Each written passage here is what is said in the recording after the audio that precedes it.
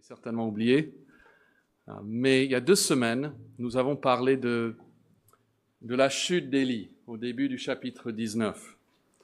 Nous avons appelé ça le serviteur de Dieu brisé. Et après le culte, on m'a demandé si on allait laisser Élie dans cet état, en désirant la mort. Et j'ai dit non, on veut bien voir ce que Dieu fait dans sa vie. C'est ce que nous allons faire aujourd'hui et j'ai voulu faire tout dans une prédication. Malheureusement, je vais devoir le diviser en 2. Mais si vous regardez juste rapidement dans votre Bible, le chapitre 18 d'un roi, ça c'est le sommet de ce ministère de cet homme. Tout le monde lui obéit, absolument tout le monde, même jusqu'au roi. Et puis c'est précisément de cette hauteur-là qu'il va tomber dans le chapitre suivant. Quand tout semble aller dans le bon sens, eh bien tout change rapidement. Et nous avons connu des personnes comme ça, on disait « mais tout va dans le bon sens !» Et puis on est surpris de voir comment ils sont si rapidement déstabilisés. Vous savez, Élie était comme ça, nous sommes comme ça, nous ne sommes pas mieux qu'un autre. Et une seule phrase de Jézabel suffit pour le faire s'effondrer, ce géant de la foi, et courir pour sauver sa vie. Et je vous invite à suivre le passage, parce qu'il y a certainement des personnes ici qui ne connaissent pas cette histoire. Donc on va prendre le temps de le lire, et je vous demande de vraiment faire attention à ce que Dieu fait avec Élie. Comment est-ce que Dieu agit maintenant dans la vie d'Élie, surtout à partir du verset 5. Mais on va commencer au début. 1 Roi, chapitre 19. Akab, c'est le roi, il rapporta à Jézabel, c'est sa femme, elle est païenne. C'est elle qui a instauré l'adoration de l'idole Baal. Et donc lui dit à sa femme tout ce qu'avait fait Élie, et comme il y avait tué par l'épée tous les prophètes payés par Jézabel. Et Jézabel envoya un messager à Élie pour lui dire que les dieux me traitent dans toute leur rigueur si demain à cette heure je ne fais de ta vie ce que tu as fait de la vie de chacun d'eux, c'est-à-dire mes prophètes. Élie, voyant cela, se leva et s'en alla pour sauver sa vie.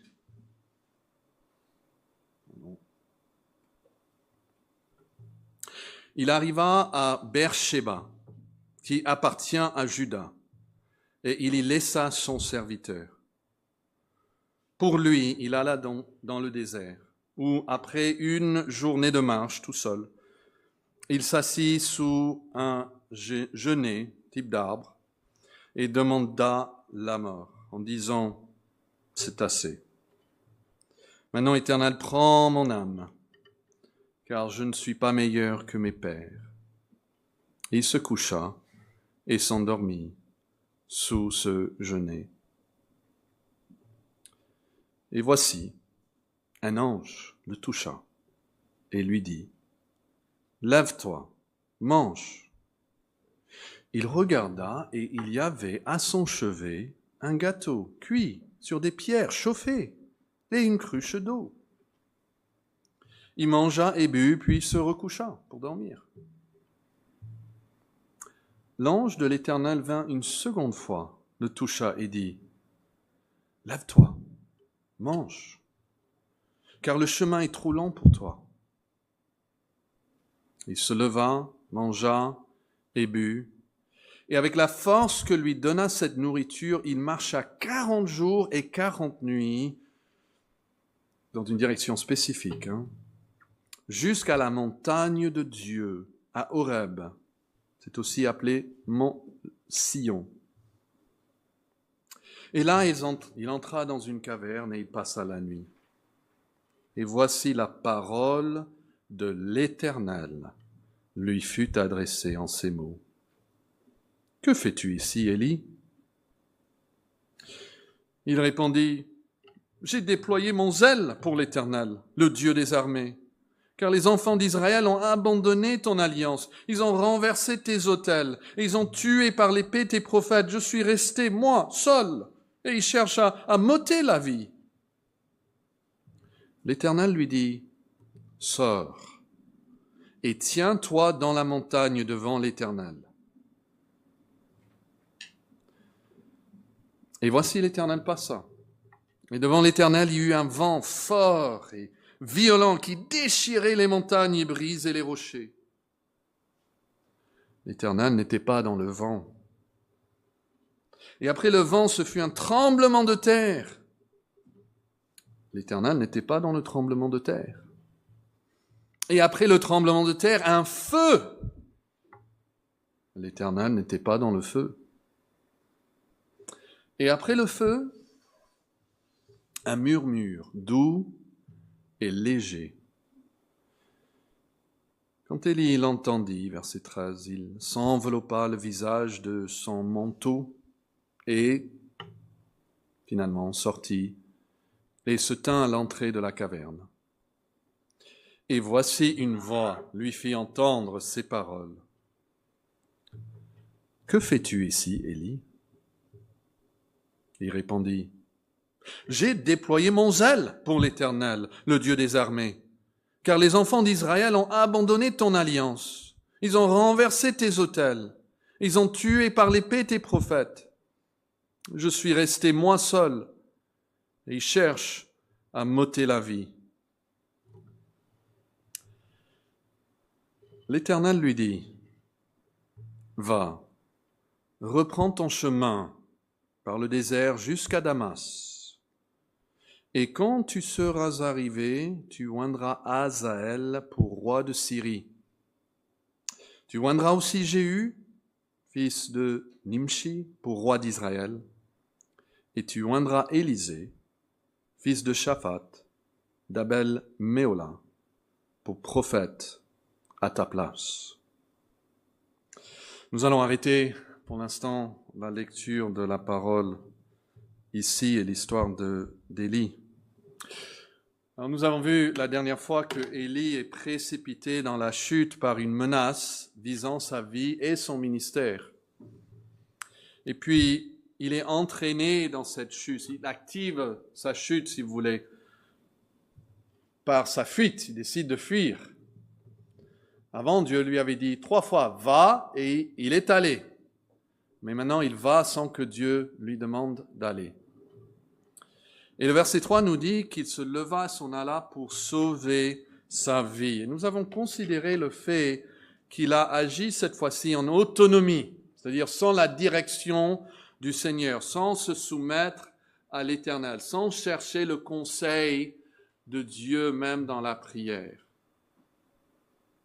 Et puis on a vu qu'il s'est éloigné de plus en plus de son ministère. Il était envoyé comme prophète du Nord, et il va où? Il va dans le Sud, un autre pays avec un autre roi. Le verset 3, il va à Beersheba qui appartient à Juda. Et souvent nous aussi, nous voyons quand on s'éloigne du Seigneur, on veut plus de nos ministères, on veut plus servir le Seigneur. On veut se priver de ces choses.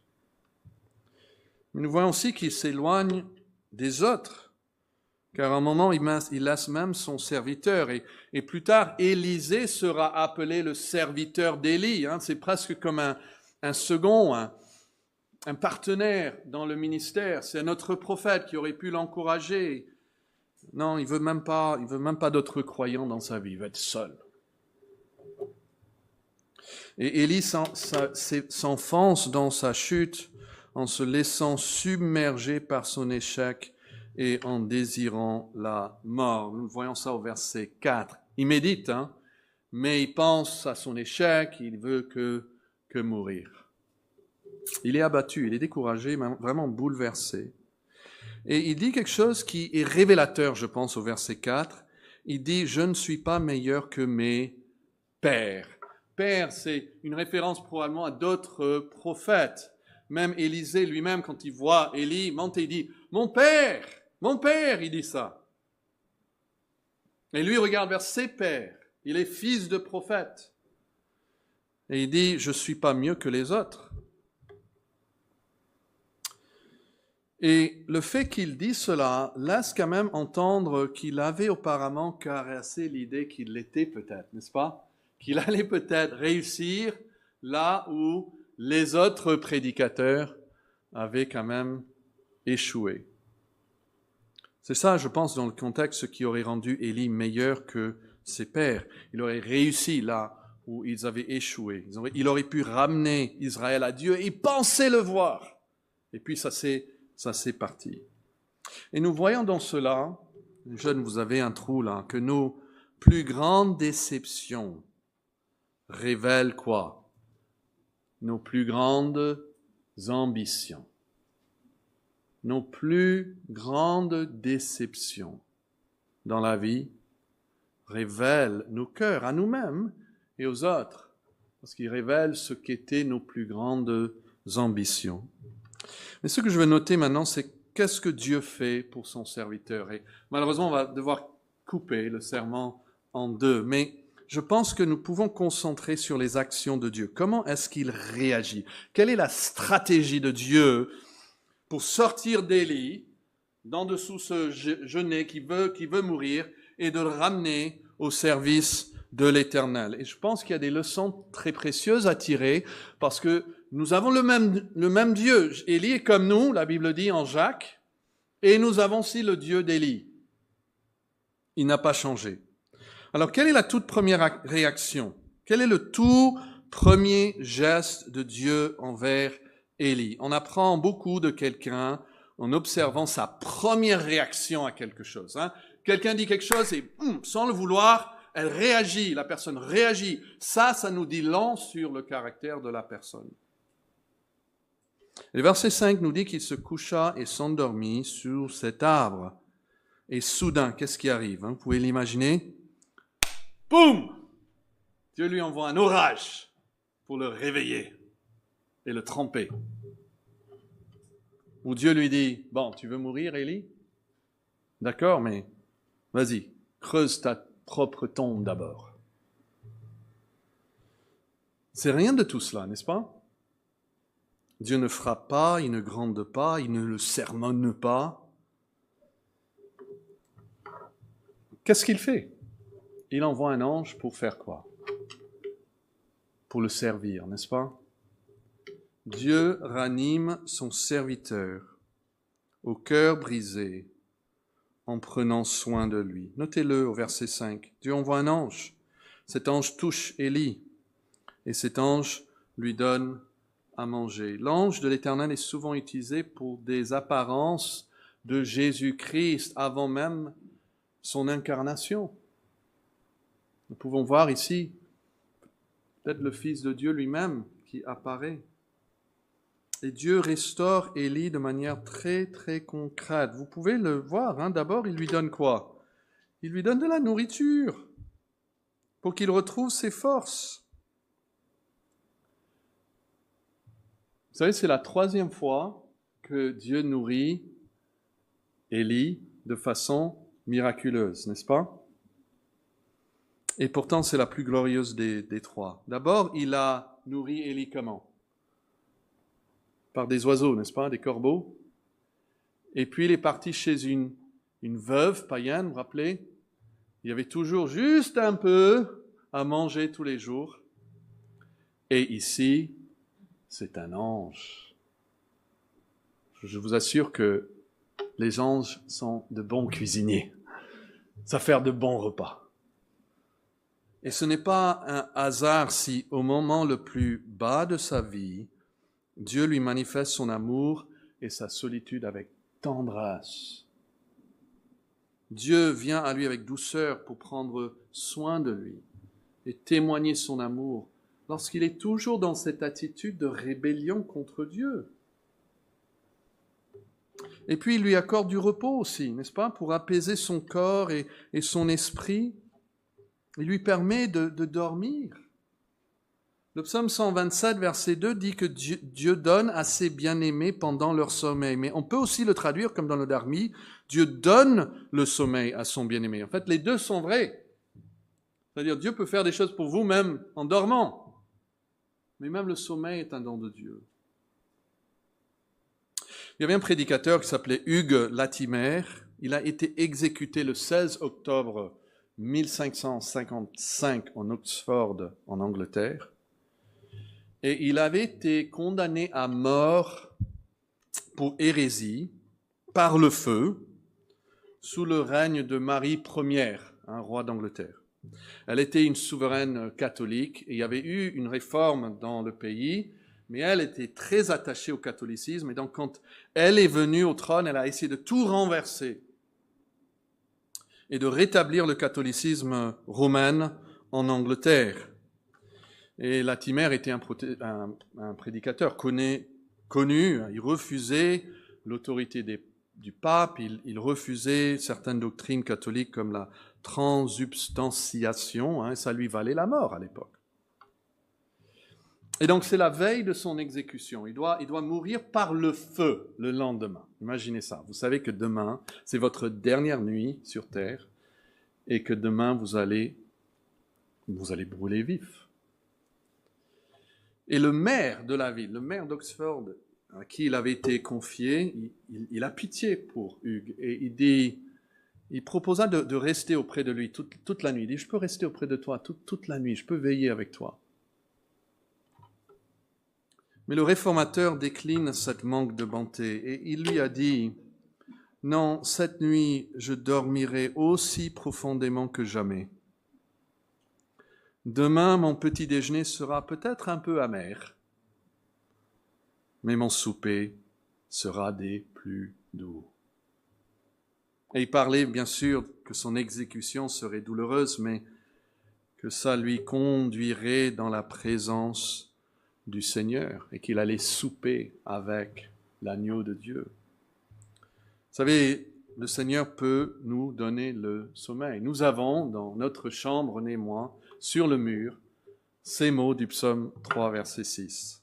« Je me couche et je m'endors, je me réveille, car l'Éternel est mon soutien. » Et si vous lisez ce psaume, vous allez voir que c'est le jour le pire, c'est la situation la pire dans la vie de David, et c'est le résultat de son pire péché en fait. Il est en train de fuir son propre fils, mais parce que lui-même avait péché, avait commis l'adultère.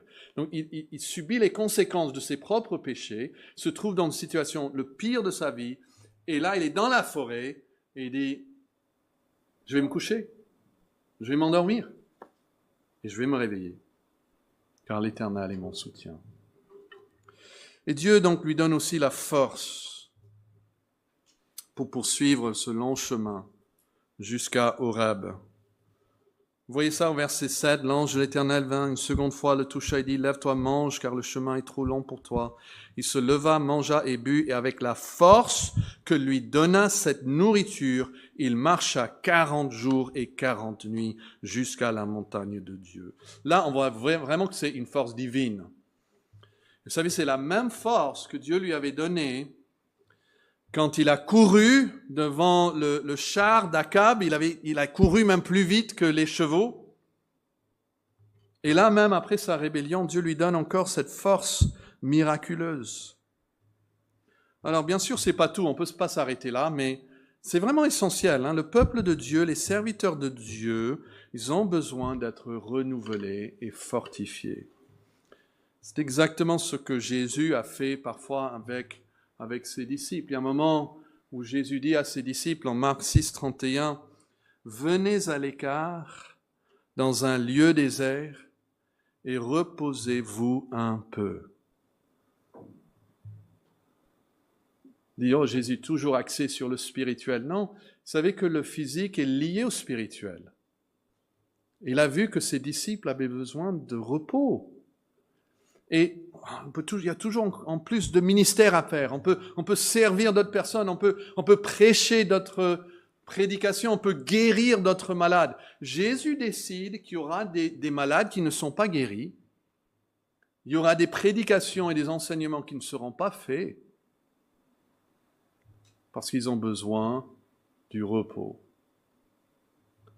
Car il y avait beaucoup d'allants et de venants et ils n'avaient même pas le temps de manger. Je pense qu'on peut tirer une leçon importante de cela lorsque nous cherchons à aider un frère ou une sœur qui est découragé. Vous savez, on voit le frère, on voit la sœur.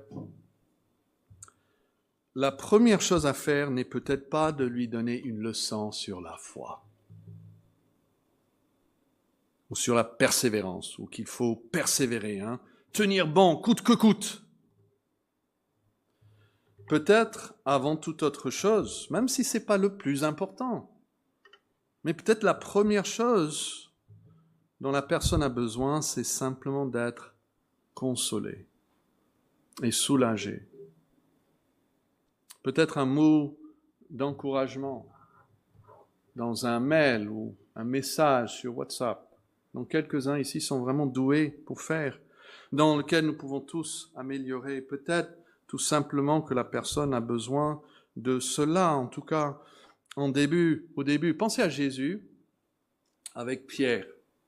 Après son horrible échec, vous vous rappelez, il a renié le Seigneur Jésus 3 fois. Et Jésus va le restaurer autour d'un petit déjeuner. N'est-ce pas beau? Pierre, il avait, avec les autres, passé toute la nuit à pêcher sans rien. Ils sont fatigués, ils arrivent au rivage. Et qu'est-ce qu'ils voient là-bas? Ils voient déjà des poissons qui sont en train de cuire. Le petit déjeuner est déjà prêt. Jésus, il pense au petit déjeuner. C'est très très beau. Jésus ne lui dit pas, Pierre, viens dans mon bureau. On avait besoin d'avoir une conversation. C'est pas comme ça, c'est autour d'un repas qu'il va parler à lui. Il dit, viens, mange, tu dois avoir faim. Nous voyons la bonté du Seigneur, nous voyons sa patience. Il se souvient que nous sommes quoi? Que nous sommes poussière. Parfois on dit, tu dois aller vers le Seigneur, mais ici c'est vraiment le Seigneur qui vient à lui à travers cet ange. Mais parfois il nous utilise aussi pour aller vers d'autres personnes. Et les seuls mots qui sont prononcés ici au début, c'est lève-toi et mange. Après ça, c'est le silence. Il le permet de se rendormir. Il n'y a pas de réprimande. Et simplement, il remplit il répond aux besoins qu'a Élie. Quelqu'un dit dormir, c'est renoncer au contrôle pour pouvoir se reposer. Et parce qu'il ne sommeille ni ne dort, nous le pouvons. C'est humiliant de s'endormir. Il y a toujours des choses à faire. Et pourtant, il faut. Et on doit dire, Seigneur, je ne peux plus. Mais toi, tu ne dors pas. Et on se soumet donc à lui. Je pense qu'il y a une profonde sollicitude pour le bien-être de son serviteur. Et si seulement, je lis ça, je dis seulement si moi, seulement si nous tous, nous pouvons devenir plus patients comme l'est le Seigneur, Jésus. Mais tout cela n'est que, en fait, le prélude. Regardez le verset 9, au milieu du verset 9, après qu'il arrive, il dit, voici la parole lui fut adressée en ces mots. Que fais-tu ici? La première chose que Dieu lui dit, ou Dieu lui donne, est une question. Vous voyez ça? Question. Qu'est-ce que tu fais là, Élie? De bonnes questions peuvent souvent révéler le cœur. Si vous êtes parents, vous êtes conscient de cela. Pour vraiment connaître le cœur de nos enfants, il faut savoir apprendre, c'est un apprentissage, à poser de bonnes questions. Proverbe 20, verset 5 dit, c'est une eau profonde que la pensée dans le cœur de l'homme, mais l'homme avisé sait y puiser. Et souvent on sait y puiser comme Dieu, par des questions. Quand Dieu vient à Adam, quelle est la première chose qu'il lui dit? Il lui pose une question, n'est-ce pas? Avec Pierre, il lui dira, Pierre, est-ce que tu m'aimes? Il lui pose encore une question. Et là, avec Élie, nous voyons qu'il pose une question. Et ce que Dieu va faire, et ça c'est peut-être la partie la plus importante de cette première partie pour aujourd'hui, c'est que Dieu va mettre à nu le cœur de son serviteur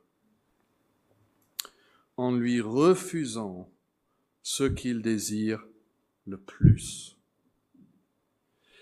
C'est peut-être pas évident à la première lecture, mais je veux vous montrer, parce que souvent Dieu met à nu aussi nos cœurs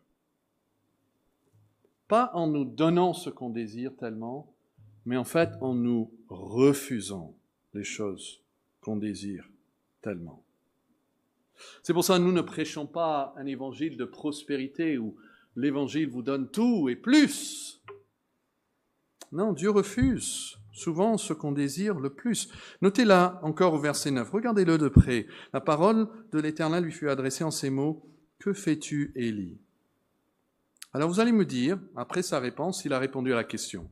« Que fais-tu ici, Élie » Élie répondit, « J'ai déployé mon zèle pour l'Éternel, le Dieu des armées. » Ça, c'est tout ce qu'il dit par rapport à lui-même.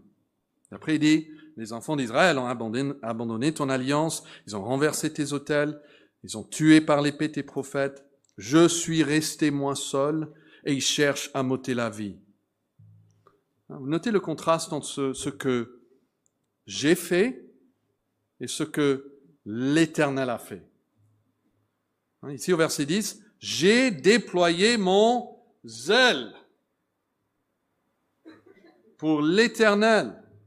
Et à la fin du verset 10, je suis maintenant resté moi seul, c'est-à-dire je suis le dernier de tes prophètes, Seigneur. À ce rythme, ça va pas durer longtemps, hein? Tu auras bientôt plus de prophètes dans la nation. Il va falloir faire attention, Dieu.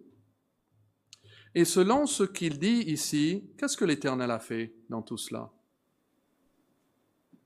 Absolument rien. Lui, il a du zèle, les ennemis persécutent et ils tuent. L'implication est très claire, mais rien à dire sur l'Éternel. Il ne fait rien. Vous sentez un peu comme ça, parfois? Seigneur, moi je fais ça. J'ai mon mari, j'ai mes enfants, j'ai ma femme, etc. Eux, ils font ça. Et puis l'Éternel, il fait rien. Regardez au milieu, à la fin du verset 13. Une voix lui fit entendre ces paroles. Que fais-tu ici? Même question. Et notez ce qu'il dit au verset 14. J'ai déployé mon zèle pour l'Éternel, le Dieu des armées. Voici ce que j'ai fait. Et les enfants d'Israël, voici ce qu'ils ont fait. Ils ont abandonné ton alliance. Ils ont renversé tes autels. Ils ont tué par l'épée tes prophètes. Et donc je suis resté moi seul. Et ils cherchent maintenant à m'ôter la vie. Pour la seconde fois, Élie ne répond pas à la question de Dieu, mais il répète simplement sa propre plainte. Verset 14 est exactement la même réponse que celle du verset 10. Ça rend compte, parce qu'il a vu des choses entre les deux, et ça voit que ça montre que sa rencontre même avec Dieu n'a rien changé. Et il ne peut même pas se souvenir d'une chose que l'Éternel a faite pour lui. Et le pire même, c'est que après tout ce temps, les choses vont de mal en pis, comme on dit. Lui, il est le seul, et maintenant il n'y aura plus lui. Et ce que nous voyons, la frustration que démontre Élie à Dieu, c'est que Dieu ne lui donne pas ce qu'il désire le plus dans la vie. Élie ne cherche pas à être riche. Élie ne cherche pas à avoir une vie confortable. C'est un homme même vêtu. Jean-Baptiste va être comme lui. Il ne cherche pas les palais, etc. Mais il veut voir le succès dans son ministère. Il veut voir les gens se repentir et venir à Dieu. Il veut voir l'adoration de Baal complètement détruite dans le pays. Et Dieu ne lui donne pas ce qu'il désire le plus dans la vie. Le succès pour lui dans son ministère. Dieu l'amène comme ça à exprimer ses frustrations, ses attentes déçues, qu'il est maintenant le seul qui reste. Et sa vision erronée de la situation. Et ça révèle ce qui est vraiment dans son cœur. Écoutez quelqu'un parler comme ça, dans la frustration, parce que nos plus grandes déceptions révèlent nos plus grandes ambitions ou nos plus grands désirs dans la vie. Mais c'est ça que je veux souligner encore, c'est que Dieu ne lui donnera en fait jamais ce que son cœur désirait le plus. Il ne va jamais le voir. Regardez au verset 15. Cela va devenir clair, je pense. L'Éternel lui dit, Roi 19, 15, « Va, reprends ton chemin par le désert jusqu'à Damas. Quand tu seras arrivé, tu oindras Hazaël pour roi de Syrie. » Donc ça, c'est en Syrie, pays païen. Et puis, revenu dans le nord, tu oindras Jéhu, fils de Nimshi, pour être roi d'Israël, donc à la place de Akab. Et puis, tu oindras Élisée, fils de Shaphat, d'Abel Méola, pour être prophète à ta place. Et il arrivera, verset 17 dit, que celui qui échappera à l'épée de Hazaël, Jéhu le fera mourir, et celui qui échappera à l'épée de Jéhu, Élisée le fera mourir. Ceci, il faut comprendre que ça fait mal pour Élie. Ça blesse, parce que Dieu est en train de tailler dans ses rêves. Dieu lui est en train de dire qu'il va arriver à la fin de son ministère sans voir ce qu'il désirait le plus. Je n'ai pas le passage de Victor Hugo, mais il y a un passage très très beau, très poétique. Il parle de l'homme qui arrive à un certain âge et il réalise que la majorité de sa vie est déjà derrière et que les rêves qu'il avait dans sa jeunesse ne vont pas se réaliser, c'est impossible dans l'avenir. Et il le décrit d'une façon qui peut te faire pleurer, en fait, de désespoir. C'est un peu ce que ressent Élie ici. Parce que Dieu lui dit, je vais utiliser d'autres moyens. Il dit, la victoire finale sur le culte de Baal ne viendra pas à travers des démonstrations spectaculaires de la puissance divine, telle que tu as connue sur le mont Carmel. Ça va pas venir comme ça. C'était beau à voir, le feu descendant du ciel, mais ça va pas se faire comme ça. Non, Élie, la victoire viendra autrement, par un processus qui peut-être semble plus ordinaire. Dieu va agir en faisant tomber certains rois et en établissant d'autres. Et puis Dieu lui dit, non seulement je vais utiliser d'autres personnes, et en fait, je vais utiliser une autre nation. Et la première personne qui doit oindre, c'est un roi païen. Syrie, c'est l'ennemi juré d'Israël. C'est comme demander à Jonas d'aller oindre le nouveau roi à Ninive. C'est terrible. Je veux dire, je vais utiliser la Syrie plutôt qu'Israël. Et puis, je vais utiliser un autre roi. Tu es tellement heureux avec le succès que tu avais devant Akab, il t'a obéi, tout ça, mais en fait, il sera remplacé par Jéhu. Et je vais même utiliser un autre prophète. Il dit, tu oindras Élisée pour prophète à ta place. Et, au passage, qu'est-ce qu'il dit là en verset 18 ? Il dit, tu sais que tu n'es pas le seul qui reste. C'est pas si grave que tu penses. Je laisserai en Israël 7000 hommes qui n'ont pas fléchi, qui n'ont pas adoré Baal. Tu te penses tout seul, et non, j'ai d'autres que tu ne connais pas. Ça, il y a des choses que Dieu fait dont nous sommes complètement ignorants. Et au lieu de lui permettre d'effectuer le changement lui-même qu'il désirait si ardemment, Dieu lui dit d'aller oindre 3 autres hommes qui le feront à sa place. Élie avait fait mourir, vous vous rappelez, 400 prophètes de Baal, c'est énorme. Mais il ne fera jamais mourir Jézabel. Jézabel meurt bien après le ministère d'Élie.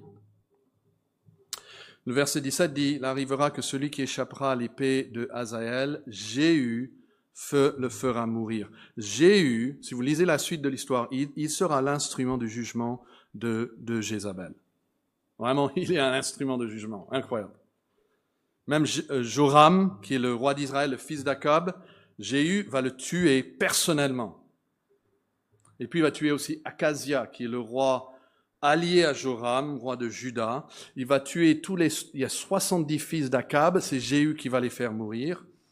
Il va demander à ce que Jézabel soit défenestrée, pour utiliser ce beau mot français. Et les prêtres, il va tuer des prêtres et des adorateurs de Baal par des milliers. Après, il y a un Russe qui fait de son propre pensée. Mais 2 Rois 10, verset 28, dit ceci. Jéhu extermina Baal du milieu d'Israël. Mais vous n'allez jamais le lire par rapport à Élie. Élie aurait tellement aimé que ce soit son nom. Élie extermina Baal du milieu d'Israël. Non, ce sera le rôle donné à Jéhu. Et donc il y a une autre nation, un autre roi, un autre prophète, Élisée à ta place. Et le point essentiel ici, c'est que Dieu, dans sa bonté, retient souvent à ses serviteurs les désirs les plus chers, même lorsqu'il s'agit parfois de bonnes choses. Parfois on dit à Dieu, mais c'est une bonne chose. Alors je vous demande, est-ce que vous pouvez penser à quelque chose que vous avez profondément désiré, mais que Dieu, soit il vous l'a enlevé, ou soit il ne vous l'a jamais donné. Peut-être pour certaines, c'est un mari ou une femme, ou la bonne santé, ou un travail stable, ou un certain rôle dans l'Église. Et je dis encore, observez vos propres déceptions pour découvrir ce que vous aimez vraiment, ce que vous priorisez, ce qui constitue votre véritable trésor. Ça nous démontrera si nous nous réjouissons vraiment en Dieu ou dans les dons que Dieu nous donne. Et si quelqu'un venait me dire, tu sais Timothée, je regrette de te le dire, mais tu n'as pas été sélectionné pour être pilote de Formule 1. Voilà, je ne serais pas déprimé, n'est-ce pas? Je n'ai pas pleuré, parce que je n'ai jamais aspiré à cela. Mais des choses qui, tout d'un coup, auraient un profond impact sur mon cœur. Nos déceptions révèlent ce que nous chérissons le plus. Et cet homme, en fait, il désirait de grandes choses et de belles choses. Il voulait servir le Seigneur. Il l'a fait avec courage et pourtant, il a connu ce que c'est de marcher jusqu'au bout de sa vie sur terre en voyant ses plus grandes espérances s'évanouir. Il ne les a jamais vues.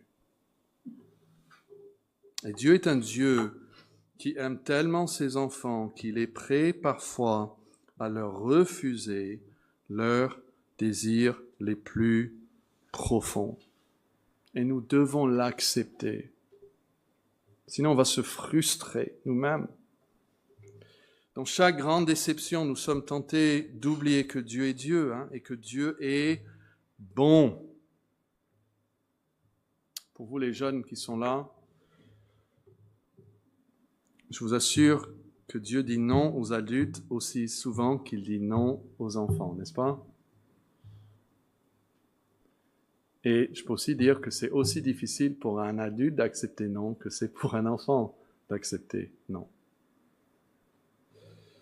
Alors, si quelqu'un vient vous dire si Dieu était vraiment bon, il te donnerait tout ce que tu voulais, encore puisqu'il ne te donne pas ce que tu veux, c'est que Dieu n'est pas vraiment bon, il ne faut pas les écouter. Il ne faut pas aller dans ce sens-là. Il ne faut pas se permettre d'avoir des pensées aussi honteuses et pécheresses à l'égard de notre Dieu.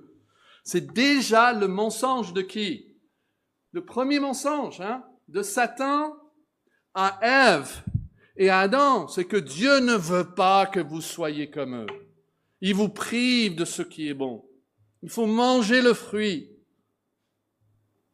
Elle a été séduite en pensant que Dieu n'était pas réellement bon. C'est pour ça qu'elle a pris ce qui était défendu. Et malheureusement, je connais, vous connaissez probablement aussi des personnes qui ont dit, voilà, Dieu me prie, par exemple, d'un mari ou d'une femme, donc il faut que j'aille dans le monde pour en trouver.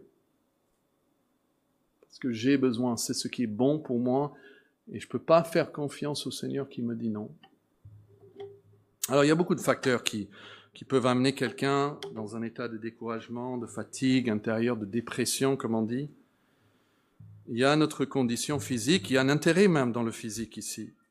Il y a notre tempérament, il y a l'environnement. Tout cela peut nous rendre plus vulnérables à une épreuve. Mais il faut aussi dire, mes amis, que le facteur le plus important, c'est l'incrédulité. Parce que la Bible dit que Dieu peut nous garder de toute chute. Et si Dieu est capable, même quand je suis faible, de me garder de toute chute, au final, la question n'est pas d'abord celle de ma faiblesse, parce que ce ne sera pas ma force quand même qui me garde, mais celle de ma foi.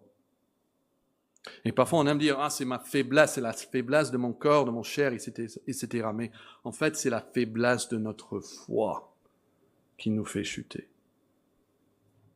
Alors on pourrait parler longtemps sur pourquoi Dieu n'a pas envoyé le réveil en Israël sous le ministère d'Élie.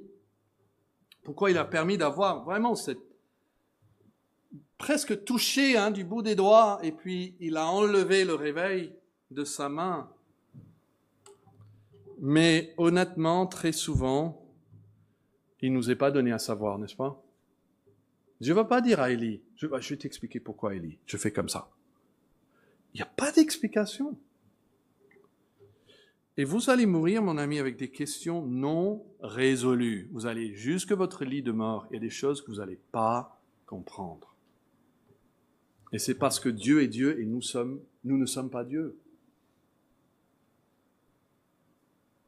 Alors qu'est-ce que Dieu donne à Élie à la place de ce qu'il désirait le plus? Et c'est là qu'il faut revenir la prochaine fois. Mais je vous laisse juste avec l'introduction du troisième point. Non seulement Dieu met son cœur à nu en lui refusant certaines choses, mais Dieu l'amène où? À la fin du verset 8, cet endroit est appelé quoi? La montagne de qui? La montagne de Dieu. Et quand il arrive là-bas, Dieu va lui parler. Et nous voyons, et on va voir les détails la prochaine fois, mais juste pour que nous ayons un peu un élément de réponse, Dieu se révèle à son serviteur. C'est ça la partie importante, le mot révéler. Dieu se révèle à son serviteur d'une manière inattendue. Dieu amène Élie, lui donne la force surnaturelle pour qu'il aille jusqu'à la montagne de Dieu. Pourquoi? Pour se révéler, pour qu'il ait finalement une conversation, pour qu'il puisse se parler, pour que Dieu puisse lui dire des choses. Et en fin de compte, c'est la seule chose qui peut réellement relever un chrétien abattu et découragé. C'est entendre la parole de Dieu. C'est la seule chose qu'il va voir Élie. C'est pas un nouveau miracle. C'est pas des repas tout faits par des anges. C'est d'entendre Dieu qui parle et de voir Dieu qui se révèle. L'eau, la nourriture, une bonne nuit de repos, tout ça apporte du soulagement, mais ce sont que temporaires. Leur effet ne dure qu'un temps, mais Dieu se manifeste d'une manière inattendue. C'est ça qui, pour Élie, va être choquant. Élie est un homme de feu, de tremblement de terre. Et Dieu ne va pas se révéler comme ça envers Élie. Et nous allons voir la prochaine fois, en fait, comment Dieu se révèle. J'espère que vous reviendrez. Mais je veux terminer ainsi. Ça a été cité tout à l'heure. L'évangile de Jean commence ainsi. Au commencement était quoi? La parole. Élie a besoin d'entendre la parole de Dieu. Et nous savons que cette parole a pris chair et elle a habiter parmi nous, pleine de grâce et de vérité. Et Jean dit, nous avons contemplé sa gloire, la gloire comme du Fils unique venu du Père. Nous avons besoin de venir à la parole divine. Et je vous laisse avec ce verset où Jésus lui-même, il dit, c'est l'invitation de Jésus à l'âme abattue, à l'âme qui est tellement ravagée par les soucis de la vie qu'elle ne veut pas se relever. Parfois, on peut arriver à ce point où on se complaire même dans notre désespoir. Je l'ai senti parfois. J'ai pas envie d'être encouragé. C'est que moi ou est-ce que vous avez senti comme ça? Voilà. Jésus dit non, ne restez pas comme cela. Venez à moi, vous tous qui êtes fatigués et chargés, et je vous donnerai du repos. Prenez mon joug sur vous, et recevez mes instructions. Et Élie devra le faire, il devra accepter ce que Jésus a pour lui. Mais même envers Élie et envers nous, il est doux et humble de cœur. Et nous, comme Élie, nous pouvons trouver le repos pour vos âmes. Le repos pour le corps, c'est nécessaire. Ça a commencé avec ça. On ne le minimise pas. Mais on a besoin du repos pour nos âmes, n'est-ce pas? Cette partie immatérielle que nous avons. Et Jésus dit, mon joug est doux et mon fardeau est léger. Je ne sais pas ce que Dieu vous a interdit, mais je suis certain que pour chacun de nous, on peut penser à quelque chose. Je serais choqué si tout le monde ici dise, Dieu m'a tout donné, tout ce que j'aurais voulu, ça s'est arrivé exactement comme je l'aurais voulu. Mais je vous assure, vous allez arriver à la fin de votre vie et vous allez voir qu'il vous a donné quelque chose de mieux. Comme Élie va le dire plus tard. Mais c'est à nous de venir à lui. Rejeter le découragement. Et venons tous à Jésus-Christ. Prions. Notre Père Céleste, nous te louons pour cet exemple en Élie que tu nous donnes. Nous pouvons nous voir, en tout cas pour moi, en lui. Et ses faiblesses sont un peu le miroir des nôtres. Et c'est un encouragement pour nous de voir comment tu l'as traité, comment tu as pu finalement le transformer, lui remettre sur ses pieds. Et nous prions maintenant, ô Dieu, que par ton esprit, tu encourages notre frère ou notre sœur qui est en ce moment le plus déprimé, qui n'a plus envie de persévérer, ou qui se pose plein de questions.